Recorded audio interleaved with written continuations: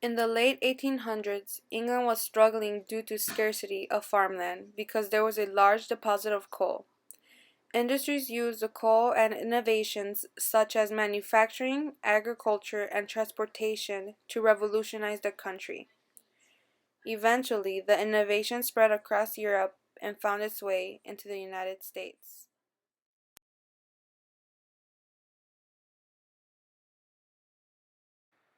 Before the Haymarket riots, people were moving into Chicago to get jobs in the factories, therefore causing an influx in population.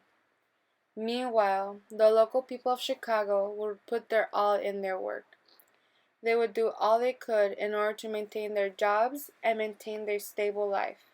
In the 1800s, there was unemployment because the employees were not protected with the labor union against the companies. For example, the families in Chicago would rather work more hours and get paid less because if they would have rejected the change, they would have just been fired for no apparent reason and have gotten replaced by immigrants looking for jobs. But as time went on, the people of Chicago were discontented of listening to the employers and living in terror of losing their jobs.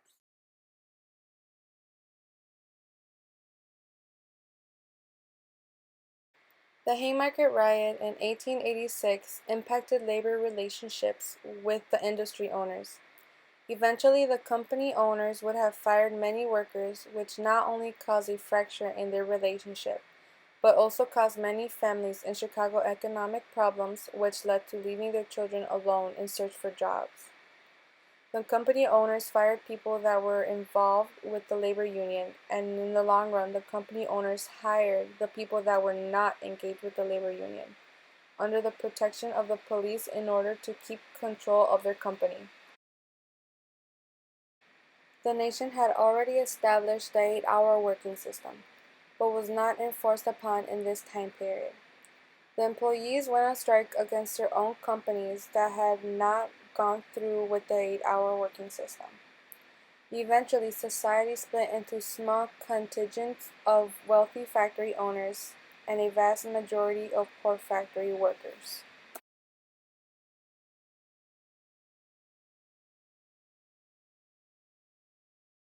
The protesters decided to protest against the companies because they were enraged.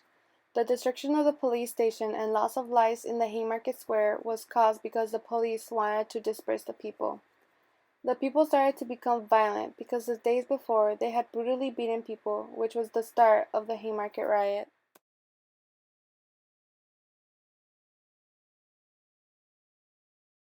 The bombing, ushered in a period of intense political repression, had created an atmosphere of fear and hatred through the area that prevailed for decades. The people did not trust each other as much as they did before. In the workshop floor, organizing an occasional foray into politics threatened to undermine managerial authority and the sanctity of the market, as did their demands for municipal employment during economic demands for employment caused more people to live in horrible environments. The foray into politics made authority more difficult than they already are, causing a deeper tear in the relationship of the employers and the employees.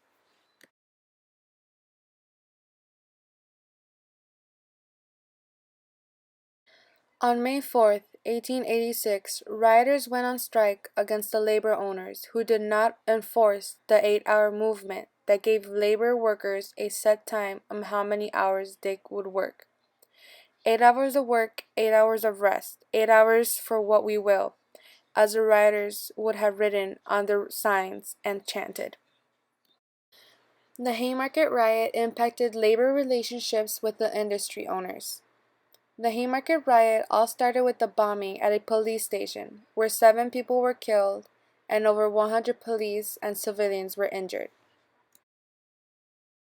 Many of the rioters that were injured did not receive medical attention because they were afraid of being arrested for rioting against the police.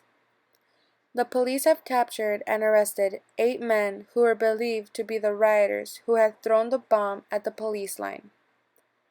4 of the 8 men who were captured were tried and were hung later on. One of the 8 had committed suicide in jail a couple days before their hanging.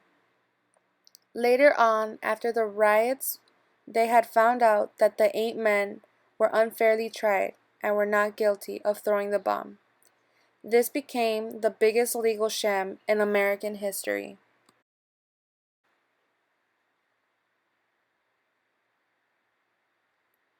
This was the start of differences in the relationship between the industry owners and the workers. As it played out, people trusted each other less and just were not fond of each other. The foray into politics that resulted from this as well put holes in the relationships. After the Haymarket riot, the Union was crumbling down little by little, and a new union was springing up that were controlled by skilled and unskilled workers. This union was like the last union, but was renamed the American Federation of Labor, or the AFL, because they wanted to show the people they would make better changes, but still wanted the laws they had already established. In the end, the Haymarket riot impacted labor relationships with the industry owners. It impacted it such ways that since the organizations were not helping in accomplishing more of the rights of the laborers wanted, they ended up involving violence and anarchy, and which created a path of greeting diplomacy between the employers and employees.